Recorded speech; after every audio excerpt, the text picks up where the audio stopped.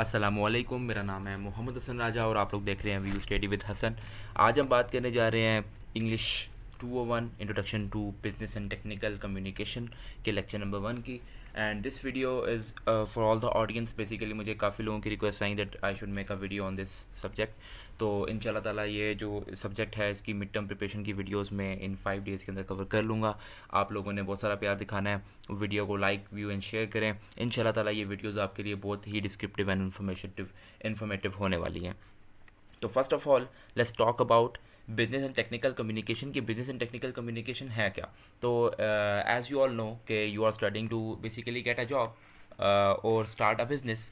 तो उन सब के लिए आपके पास कम्युनिकेशन स्किल्स होना बहुत ज़रूरी है। Whether you are convincing a person, सिर्फ काम के लिए नहीं।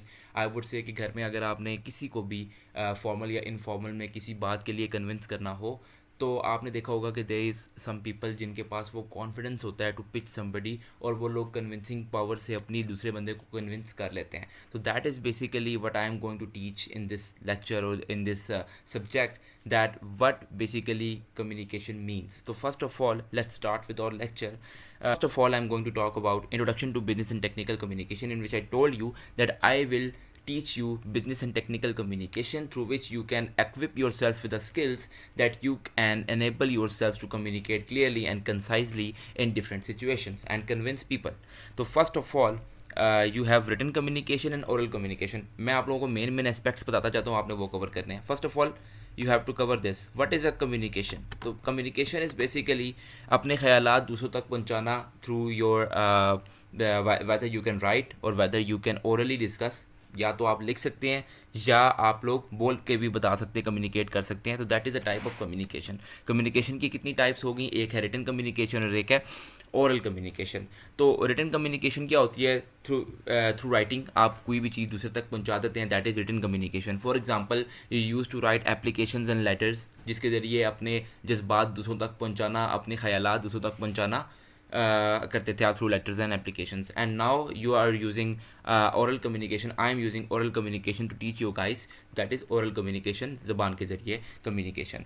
देन ये दो चीज़ें आपने कर ली, बेसिक्स ही आपको बस कंसेप्ट ही इसमें करना था कवर, ज़्यादा कोई खास इसमें कोई प्रॉब्लम नहीं है। सिर्फ दो चीज़ें कुछ आपने माइंड में रखनी है, वन ऑफ विच इज़ कि रिटन कम्युनिकेशन में आपके पास प्लानिंग स्ट्रक्चर्स होते हैं। अब प्लानिंग स्ट्रक्चर्स क्या होते हैं कि जब आप राइट करते हैं एक लेटर को, तो you have a different structure to write a letter, and if you are writing an application you have a different structure for writing an application.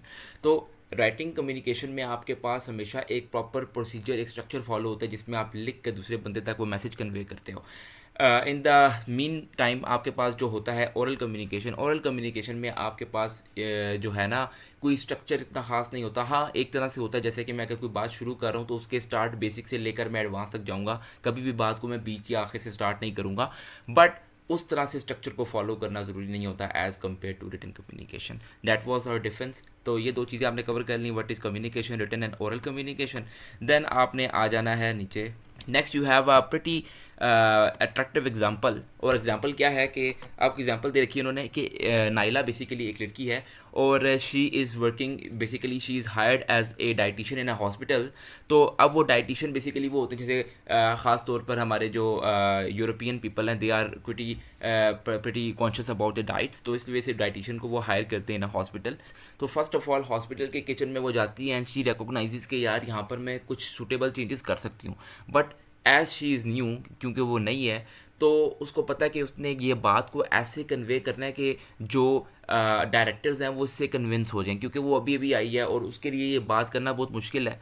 तो it is very difficult for her to make this changes. तो first of all उसको अगर written एक application लिखनी है, क्योंकि jobs में आपने जैसे किसी भी डायरेक्टर को कोई बात कन्वे करनी है तो आप ओरली नहीं, 90% there is a chance that you have to write an application. तो वो एप्लीकेशन राइट करती है, तो वो एप्लीकेशन ही उसी को रिप्रेजेंट, या वो लेटर ही उसी को रिप्रेजेंट कर रहा है। जब वो लेटर देखेगा तो लेटर का पर्सपेक्टिव से ही उस जो लड़की नाइला है उसका जो पर्सपेक्टिव है वो उस डायरेक्टर के माइंड में बनेगा। तो फर्स्ट ऑफ ऑल वो कम्युनिकेशन, रिटन कम्युनिकेशन इसलिए बहुत ज़रूरी है। दूसरा, आप वो जो लेटर है वो सिर्फ उस डायरेक्टर के लिए नहीं लिख रहे हो, बल्कि वहाँ पर हो सकता है कि 20 लोग उस ऑफिस में काम कर रहे हो, one of which is a person जिसने फंड्स मैनेज करने हैं, तो वो उस एप्लीकेशन को देखेगा कि इसमें क्या क्या चीज़ें चेंज करनी है, इतने फंडिंग है हमारे पास कि नहीं है।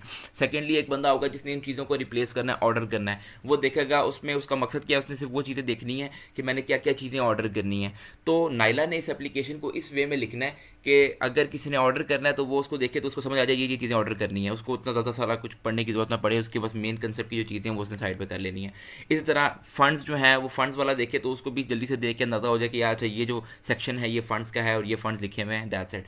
तो that is a way of writing, तो that is written communication and skills of written communication. I think so मैंने एग्जाम्पल थोड़ी सी लंबी कर दिया, बट होप सो आपको इसका कंसेप्ट समझ आ गया होगा। Then let's move towards writing at work differs from writing at school. अब और ये चीज़ मैं आपसे पहले भी डिस्कस कर चुका हूँ कि स्कूल में तो चलें एक टीचर है वो आपका एसेस करेंगे उस लेटर को, but in business there are 20 people, एक ने फंड्स मैनेज करने हैं, एक ने डिलीवरीज मैनेज करनी है, एक ने ऑर्डर्स मैनेज करने हैं, तो उन सब के लिए इस चीज़ को सूटेबल बनाना आपके लिए बहुत ज़रूरी है। Then you have purposes of writing, purposes आपने नहीं करने, आपने आ जाना है ऑडियंस पे। अब आ जाती है आपकी audience. What is your audience? Audience वो है जिसने आपकी बेसिकली ओरल कम्युनिकेशन सुननी है या जिसने आपकी जो रिटन कम्युनिकेशन है वो पढ़नी है।